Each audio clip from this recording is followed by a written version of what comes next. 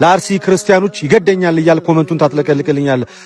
ስለ አርሲ ክርስቲያኖች በደንብ ይገድናል። ጩኸታችን ከቀናት አሊያም ከሳምንታት በኋላ እንደሚረሳ ነገሩም ኖርማላይዝ እንዲሆን ያደረጉ ቃይሎች ከባድ ሴራና ሲሮብናል።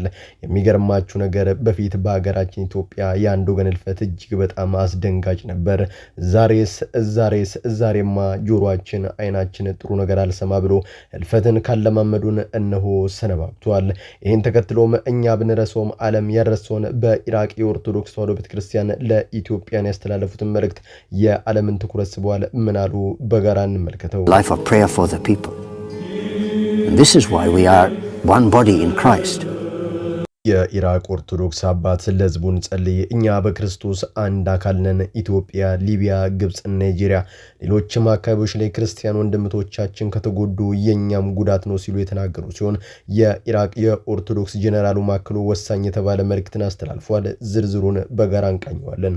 ቀንበረ ጨብሱ ሽኑር ኦቲዮ ኬኛሞ እርጊሳ ካራንታን ደሜ ከና ኦካን ካራት ገላ ኦካን ሞ ሳምኒ ዋንጎቹ ቀብጎደ ይቻል መልስ አብዲሳ ብቻውን መንግስት ነኝ እያለ ይገኛል። በንግግሩ ጅማሬም እንዲህ ሲል ይደመጣል። ቀንበር መስበሩ አይቀርም። በሬያችን ቀንበር ሰብሮ ባልተገባ መንገድ ሄዷል። ወይ በመስመራችን እናስገባዋለን፣ ካልሆነ ደግሞ ህዝቡ ራሱ የሚያደርገውን ያደርጋል ሲል በአደባባይ ይናገራል።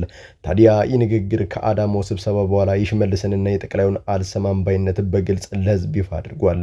በአርሲ ዝምታን መርጦ ሲሳለቅ የነበረው ሽመልስ የስልጣን ጥማቱ ቢያይልበት ምን እንዳሲረ በመረጃ እንመለከተዋለን። ግን አሁን የመጣ ሃይማኖት ነው የሚያስገድለን ማለት ነው። ሰው በርዳታ እየተገዛኛን የሚገለን ማለት እኛ ግን ምስኪን ሆነን መሞት ነው የምንፈልገው ድሮ የያዝነው ሃይማኖታችን ይዘን ማለት ነው። በመጨረሻም የውሃብያን ሴራ ይፋ ያደረገችው ይች ቆራጥ ጀግናና ተደብቆ ለዘመናት ሲሰራበት የቆየውን የውሃብያን ጉድ አውጥታ ለህዝብ ይፋ ያደረገችው ለካ የተዘመተው ክርስቲያኑ ላይ ብቻም ሳይሆን ለቀደሙት ከአክራሪነት ነፃ የሆኑ ሙስሊሞችም ላይ ነው። እኚናት የተናገሩት ነገር በህይወታቸው ቢያሰጋቸውም ይህንን ተናግሬ ነፍሴን በደስታ ሰጣለሁ ሲሉም ተደምጧል። ምንድነው በኢትዮጵያ እየተፈጠረ ያለው ነገር? በጋራ እንመለከተዋለን። ሰላም በመላው ዓለም ላይ የምትገኙ ቤተሰቦች እንዴት ናችሁልኝ? እኔ ደህና ነኝ። ቸሩ መድኃኔዓለም የተመሰገነውን በዛሬው ቆይታችን እጅግ በጣም ቁም ነገር አዘል ቪዲዮዎች ይዤላችሁ መጥቻለሁ። ከእናንተ የሚጠበቀው እንደተለመደው ቪዲዮውን ላይክ እና ሼር ማድረጋችሁን አትርሱ። ዳዩ ወደ ዕለቱ ቪዲዮ። A life of prayer for the people. And this is why we are one body in Christ. ሞትን ያለመላመድና የማይፋቀው የአርሲ ጠባሳ በሀገራችን ፍትህ ጠያቂው ለእስር ሲዳረግ ጩኸት ሰሚ ሲያጣና የሰው ልጆች ሞት እንደ ተራ ቁጥር እንድንለማመደው መገደዳችን እጅግ በጣም ልብ የሚሰበር የዘመናችን ትልቁ ስብራት ነው። የአርሲ ውርቂት ከሳምንታት ጩኸት በኋላ ወደ ዝምታ የተቀየረ ቢመስልም በሁሉም ክርስቲያን ልብ ውስጥ ያኖረው የማይፋቅ ጠባሳ ግን ዛሬም ነገም ወደፊትም የሚታወስ ነው። በዚህም የዝምታና የተስፋ መቁረጥ ጊዜ ውስጥ በኢራቅ አክራሮችን ድል አድርገው መስቀላቸውን ዳግም በተራራቸው ላይ ከተከሉ የኢራቅ ክርስቲያኖች የቀረበው የአንድነት የጽናትና የትግል ተሞክሮ ትልቅ ትምህርትን ይዟል። የኢራቅ ክርስቲያኖች አይስን በመሳሰሉ አክራሪ ኃይሎች ከምድረ ገጽ ለመጥፋት በተቃረቡበት ወቅት ተስፋ ቆርጠው አንገታቸውን ለሰይፍ አልሰጡም። ይልቁንም በመንፈሳዊና በአካላዊ ትግል ተደራጅተው ታሪካቸውን ቀየሩ። የኦርቶዶክስ የጦር ጀነራሉ እንዳስቀመጠው ይህ ነጻነት በደምና ባጥንት የተገበረበት ነው፣ ያደረጉትንም የሚከተለው ነው ሲልም ይናገራል። ትግላቸውን የጀመሩት በስጋ ጉልበት ብቻ አልነበረም። ጦርነቱም የእግዚአብሔር ነው ብለው በማመን በጾም በጸሎትና በምህላ ወደ ፈጣሪ ጮሁ። የመንፈሳዊ ጥንካሬ ፍርሃትን ከውስጣቸው ወጥቶ ሞራልን ሰጣቸው። አክራሪ ኃይል ሲመጣባቸው ዝም ብሎ አልጠበቁም። ጀነራሉም እንዳሉት ለጨካኞች ጎልያዶች እኛም ወንጭፋችንን አነሳን እንዳለው ክርስቲያኖቹ የራሳቸውን አካባቢ መከላከያ ኮሚኒቲ ዲፌንስ ዩኒት አደራጁ። የቤተክርስቲያን አባቶች ህዝቡን ሲያጸኑ፣ ወጣቶቹ ደግሞ አካባቢያቸውን ቤተክርስቲያናቸውና ቤተሰቦቻቸውን ከአክራሪዎች በጀግንነት ተከላከሉ። አክራሪውን ኃይል ለብቻቸው ከመጋፈጥ ይልቅ እሳቢያቸውን ከሚደግፉ ሌሎች የሀገር መከላከያዎችና ዓለም አቀፍ ማህበረሰቦች ጋር በመተባበር ጠላትን ድባቅ መቱት። የአርሲ ክርስቲያኖችን ተሞክሮ እንዴት መተግበር አለባቸው የሚለውን እንመለከታለን። በኢራቅ እንደታየው መከራ ለማሸነፍ ዝምታና ዘን ብቻ በቂ አይደሉም። በአርሲ ያሉ ወንድምቶቻችን ህልውናቸውን ለማስቀጠል የሚከተሉትን እርምጃዎች ሊወስዱ ይገባል። እኛ በክርስቶስ አንድ አካል እንደመሆናችን ትግሉ መጀመር ያለበት በጉልበት ነው። ቤተክርስቲያን የፍርሃት ሳይሆን የጥንካሬ ማዕከል መሆን አለባት። በጾም በጸሎት እርስ በርስ በመጽናናት መንፈሳዊ አንድነትን ማጠናከር የመጀመሪያው ጋሻችን ነው። ልክ እንደ ኢራቅ ወጣቶች በአርሲ የሚገኙ ክርስቲያኖችም አደጋ ሲመጣ ተበተነው ከማለቅ ይልቅ በየአካባቢያቸው ጠንካራ የመረጃ ልውጥና የህብረት ጥበቃ ኮሚኒቲዎች መፍጠር አለባቸው። አጠራጣሪ ነገሮች ሲኖሩ አስቀድሞ በመነጋገር ጥቃትን በህብረት መመከት የህልውና ጉዳይ ነው። ዘመናዊው የዳዊት ወንጭፍ ዛሬ ላይ አንድነትና ንቁ ማህበረሰብ አደረጃጀት ነው። ዝምታ አጥፊዎችን ያበረታታል። በአርሲ የሚፈጸመው ማንኛውም በደል መረጃው በጥንቃቄ በፎቶ በቪዲዮ በጽሁፍ መሰነድ አለበት። የሚመለከታቸው አካላት ፍትህ ባይሰጡም ታሪክና ዓለም አቀፉ ማህበረሰብ እንዲያውቁ መረጃዎችን በተራጀ መንገድ ማውጣት ያስፈልጋል። ተረሳን ከሚል ስነ ልቦና ወጥቶ የራስን እውነትና ህመም ያለማቋረጥ ማጋለጥ ግድ ይላል። አንዱ ሲጠቃ ሌላው ማየት የለበትም። ቤት ንብረታቸው ወደመባቸው መልሶ ለመቋቋም ጥቂት ካላቸው ሌል በማካፈል መደጋገፍም ያስፈልጋል። የጠላት ክርስቲያኖችን ለማዳከም የሚያደርገውን የኢኮኖሚ ሴራ ያከሽፈዋል። አይዟችሁ ይህም ጊዜ ያልፋል። ፈተና የሌለበት ክርስትና የለም። ፈተናው ሊያጠነክረን እንጂ ሊያዳክመን አይገባም። በኢራቅ የተሰማው የያቦ ቃል ለአርሲ ለመላው ኢትዮጵያ ነው።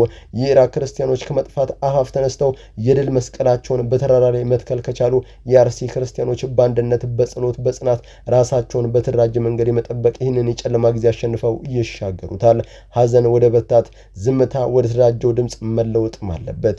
ግን አሁን የመጣ ሃይማኖት ነው የሚያስገድለን ማለት ነው። ባቢ ላይ በምንድነው ሰውን የሚበክሉት ሰውን የሚገዙት? በእርዳታ ነው፣ በብር ሰው በእርዳታ እየተገዛኛል የሚገለን ማለት። እኛ ግን ምስኪን ሆነን መሞት ነው የምንፈልገው። ድሮ የያዝነው ሃይማኖታችን ይዘን ማለት ነው። መቀየር አንፈልግም ብለን የዚችን ንጹህ ሙስሊም ኢንተርቪውን ካያችሁ በኋላ በአገሪቱ ውስጥ ዋብያ ለክርስቲያኑን ብቻም ሳይሆን ለቀደሙት ሙስሊሞች ምን አይነት አደጋ ይዞ እንደመጣ ህዝብም ሆነ የመንግስት ከፍተኛ ባለስልጣናት ልብ ሊሉት ይገባል።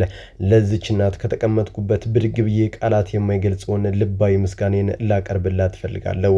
ነፍሷን አደጋ ላይ ጥላ ትውልድን ኢትዮጵያ ለመታደግ የተነሳች እንቁ እናት ናት። ከንግግሯም እንደሰማችሁት ከሳውዲ የተነሳው የመሐመድ ኢብኑ አብዱልዋሃብን አክራሪ አስተምሮ በኢትዮጵያ ለመተግበር እንቅስቃሴ ከተጀመረ እነሆ አመታቶች ተቆጠሩ። የአርሲው እልቂት ድንገት ከመሬት የተነሳ ሲሆን የዚሁ ዶክትሪን ውጤት ነው። ባለፉት አመታት በርካታ ኢትዮጵያን በእምነት አንድ ቀን ተጋጭተው አያውቁም።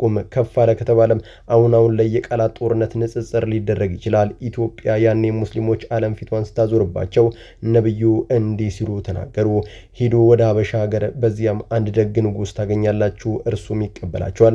ነገር ግን መርሳት የሌለባችሁ ነገር በሰላም ከነርሱ ጋር ኑሩ፣ ሀበሻንም አትንኩ ሲሉ ቃላቸውን አትመው ሸኝተዋቸዋል። ከዚያ ጊዜ ጀምሮ ሙስሊም ክርስቲያኑ አንተ ትብስ ብለው ለረጅም ዓመታት ኖረው ዛሬን ደርሰዋል።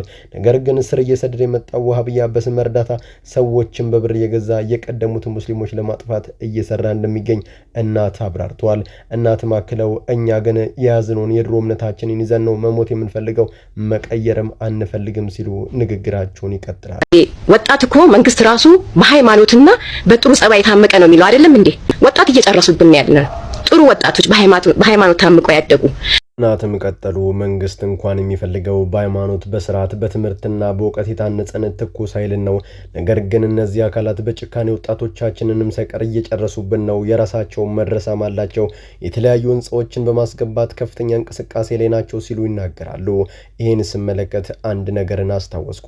በቅርቡ በአርሲ ምድር ጥሩ መፈናቀልና እልቂት ከተፈጸመ በኋላ የመጅሊሱ መሪ በአካል ተገኝተው ጠያቂ የሌለውን የክርስቲያኖች ምድር በብዙ ሺህ ሄክታር መሬት ሲያስረክብ ናችን የተመለከትነው የቅርብ ጊዜው ትውስታ ነው። ቅጠል ተሸክመን ቆሎ ሽጠን ያሰማናቸው ወጣቶችን እየገደሉብን ያለ ነው።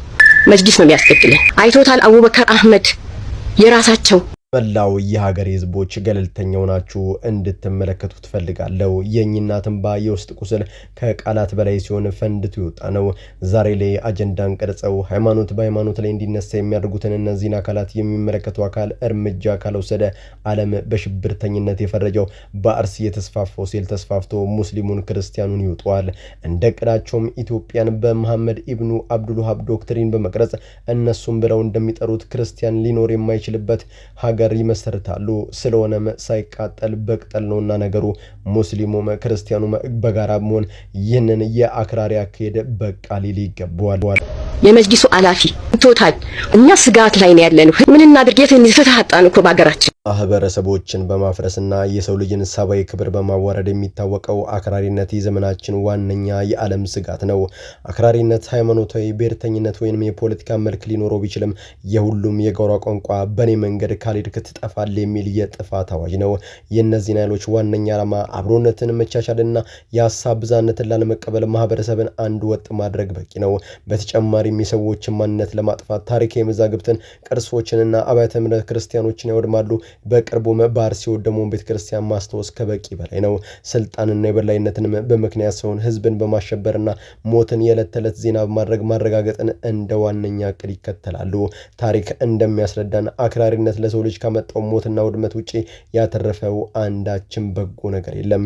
ለምሳሌ ያክል በኢራቅና ሱሪያ የተነሳው አክራሪ ቡድን የያዚድና የክርስቲያን ማህበረሰቦችን በጅምላ የጨፈጨፈ ሲሆን የጥንታዊቷን ፓልሚራ ከተማ ቅርሶችን በማፈነዳዳት የሰው ልጅን ታሪክ አውድመዋል። በተመሳሳይ አፍጋኒስታን ውስጥም ታሊባን በዓለም ቅርስነት የተመዘገቡትን ግዙፍ የባሚያን ሐውልቶችን ሲያፈራረስ፣ በናይጄሪያ ደግሞ ቦኮ ሃራም በሺዎች የሚቆጠሩ ተማሪዎችን በማገትና ትምህርት ቤቶችን በማቃጠል ስፍር ቁጥር የሌለው ንጹህ ደምን አፍሷል።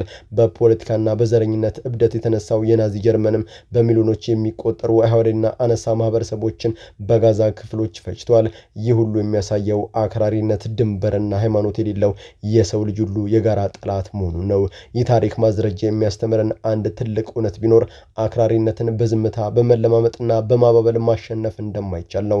ዓለም አቀፉ ማህበረሰብ፣ መንግስታትና በተለይም ተራው ህዝብ ይህንን የጥፋት ኃይል በጋራ ሊዋገው ይገባል።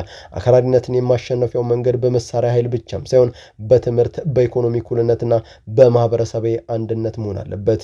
ንጹሃን ሲገደሉ ዝምታና ለመምረጥ፣ ለዘረኝነትና ለጥላቻ ንግግሮች ቦታና ለመስጠት እንዲሁም ወጣቱን ከተዛባ ትርክት የመጠበቅ ሁላችንም የዕለት ተዕለት ትግል ሊሆን ይገባል።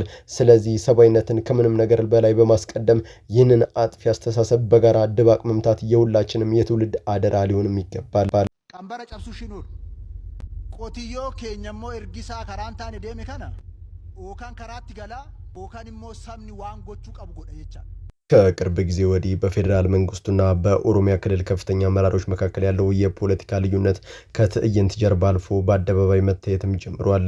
በተለይም ከአዳማው ስብሰባ በኋላ በጠቅላይ ሚኒስትሩና በክልሉ ፕሬዝዳንት አቶ ሽመልስ አብዲሳ መካከል የተፈጠረው ክፍተት በፖለቲካው መነጋገሪያ ሆኗል። የወቅታዊ ጉዳይና የአክቲቪስቱ ነገዎ ካሳን ትንታኔ እንደሚከተለው አቀርብላችኋለሁ።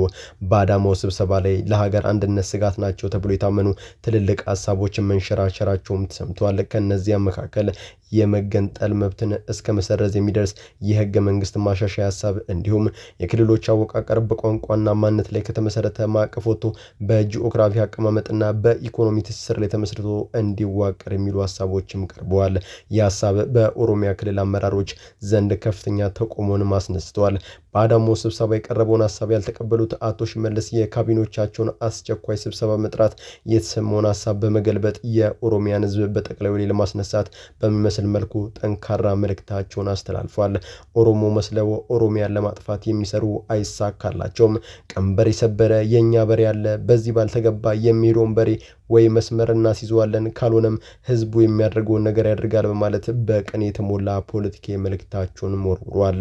ሀረሞ ኦሮሞ ዳፍ ኢና አበነ ጀዳኒ ከከቹ በርባ ኤኙ አባ ኦዱ አከተ ኤኙ አባ ሆጂ አከተ ኤኙ ሰበፋና ይህንን የሽመልስን ንግግር ተከትሎ አክቲቪስቱ ነገዎ ካሳ በክልሉ ፕሬዝዳንት ላይ የሚከተሉትን ተቃውሟዊና መዋቅራዊ ትችቶችን ሰንዝሯል። ሽመልስ ለኦሮሚያ ህዝብ ቆም ያለው ቢልም እውነታው ግን እርሱ ራሱ ባደራጀው ሸኔ አማካኝነት ገበሬውና ልጆቹ እንደ ቅጠል እየረገፉ ይገኛሉ ሲል ይናገራል። የጥቂቶች ብልጽግና ከእርሱ ጋር የሚግባቡ ጥቂት ባለስልጣናት በሀብት ማማ ላይ ሲሰቀሉ፣ ሰፊው ህዝብ ግን በከፍተኛ የኢኮኖሚ ድቀት ውስጥ ወድቋል። እንዲሁም ከቀዬው ተፈናቅሎ እንዲሰደድ ተደርጓል ሲል ይናገራል። በመጨረሻም የሽመልስ የወደቀ አመራር ክልሉን ወደማያበራ የሸኔ መፈንጫ ከማድረግ ባለፈ በተግባር ያሳየው ውጤትም የለም ሲል ይናገራል። በነገዎ ካሳ እይታ ሽመልስ አብዲሳ ዛሬም ሆነ ወደፊት በስልጣን ላይ መቆየቱ የራሱን ኃይሎች ይበልጥ እንዲያደራጅና እንዲያሰፋ ጊዜ የሚሰጠው መሆኑ ለአደጋ ያጋልጣል። ስለዚህም አፋጣኝና ተገቢ እርምጃ ተወስዶ ልክ እንደ አቶ ለማ መገርሳ ያሉ ከህዝብ ጋር በፍቅርና በአንድነት የሚሰሩ እውነተኛ መሪዎች ለኦሮሚያ ያስፈልጓታል ሲል የመፍትሄ ሐሳቡን አስቀምጧል። በመጨረሻም የሚለው ነገር አትግደሉን ማለት ፖለቲካ እንኑር ማለት ደግሞ ወንጀል አይደለምና ፍትህ ለአርሲ ኦርቶዶክሲያን። በመላው ዓለም ላይ የምትገኙ ውድ ቤተሰቦቼ ለዛሬ እናንተን ያስተምራሉ፣ ይጠቅማሉ፣ መረጃ ምናሉ ብዬ ያሰብኳቸውን ቪዲዮዎች በዚህ መልኩ አቀረብኩላችሁ። በቀጣይ በሌሎች አስተማሪ ቪዲዮዎች እንገናኛለን። ለዚህ ቻናል አዲስ ከሆናችሁ ምን ይጠብቃችሁ ነው? መለስ እያላችሁ ሰብስክራይብ፣ ላይክ፣ ሼር ማድረጋችሁን አትርሱ። ባላችሁበት ቦታ ሁሉ ክፉ ሳይነካችሁ በሰላም በቸር በጤና ቆዩልኝ። ይመቻችሁ።